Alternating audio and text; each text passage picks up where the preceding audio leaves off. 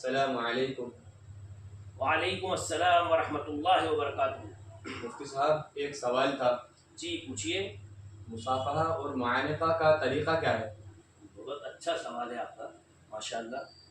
مصافحہ جو ہے اس کا طریقہ یہ ہے کہ جب بھی ہم کسی کے پاس جائیں تو اگر ہمارے پاس وقت ہے اور آسانی بھی ہے اور کوئی عذر نہیں ہے تو ہمیں سب سے پہلے مصافحہ سے پہلے ہمیں معانقہ کرنا چاہیے، اور معانقہ کرنے کا پہلے آپ سمجھیں طریقہ، پھر اس کے بعد مصافحہ کو سمجھیں، کیونکہ حضرت امام بخاری رحمہ اللہ نے جو باب قائم کیا ہے بخاری شریف میں، وہ پہلے ہے باب المعانقہ، پھر اس کے بعد ہے مصافحہ، پھر اس کے بعد ہے دونوں ہاتھوں سے ملانے کے بارے میں۔ تو اس طریقے سے، اس ترتیب سے آپ اس چیز کو سمجھیے۔ تو سب سے پہلے آپ آئیے، کیونکہ ہوتا کیا ہے، معانقہ کے معنی ہوتے ہیں عنق، عنق کے معنی ہے گردن، تو اصل میں ہم لوگ کیا کرتے ہیں، سینہ ملا لیتے ہیں، جبکہ ہمیں پہلے معانقہ یعنی گلے ملنے کے لیے، گلا بولتے ہیں اس جگہ کو، یہ گلا ہے انسان کا یعنی گردن، اور عنق کے معنی عربی میں گردن کے ہوتے ہیں، تو گردن ملانا ہے اصل، اس کو آپ ملائیے ایسے کر کے، جیسے یہ آپ کی گردن سے یہ میری گردن ٹچ ہوئی ہے، تو میں نے آپ کے یہ والے حصے کو اپنی گردن سے ٹچ کیا ہے، اور یہ والا حصہ ٹچ کرنا تو محال ہے، ممکن نہیں ہے، مشکل ہے، اس لیے ہم ایسے ٹچ کریں گے۔ اسی میں لوگ کیا سمجھ بیٹھے کہ ہم سینے سے سینہ ملائیں گے، تو سینے سے سینہ ملانا اصل نہیں ہے، اصل ہے گردن سے گردن ملانا، یہ ایک بات کلیئر ہوئی۔ دوسرا جو ہے وہ مصافحہ ہے۔ مصافحہ ہم کیسے ملائیں گے؟ آپ سے جب کوئی سلام کرتا ہے تو پہلے تو آپ یہ سمجھ لیجئے کہ وہ زبان سے کہے گا السلام علیکم، آپ وہ آیت پڑھ کے بتائیے۔ وَإِذَا حُيِّيتُم بِتَحِيَّةٍ فَحَيُّوا بِأَحْسَنَ مِنْهَا أَوْ رُدُّوهَا۔ اب یہ جو قرآن پاک کی انہوں نے آیت پڑھی ہے، یہ کون سے پارے میں ہے؟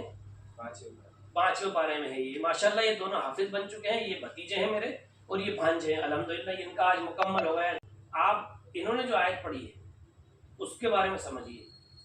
اللہ تعالیٰ کا حکم ہے کہ جب کوئی تم سے سلام کرے تو تم اس سے بھی بہتر جواب اس کو دو، یا پھر جیسا سلام اس نے کیا ویسا ہی جواب دے دو۔ تو جب آپ نے کسی نے بھی کہا السلام علیکم، تو حدیث کے اندر ہے نبی کریم صلی اللہ علیہ وسلم کے پاس میں ایک صحابی آئے، انہوں نے کہا السلام علیکم یا رسول اللہ، تو انہوں نے سلام کیا، اللہ کے نبی نے جواب دے دیا وعلیکم السلام۔ دوسرے آئے السلام علیکم ورحمۃ اللہ، یہ الفاظ انہوں نے بڑھا دیے۔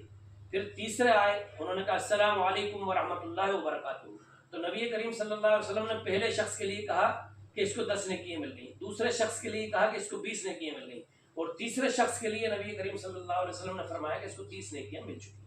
تو آپ سمجھ گئے ہوں گے السلام علیکم، پھر اس میں ورحمۃ اللہ، پھر اس میں وبرکاتہ۔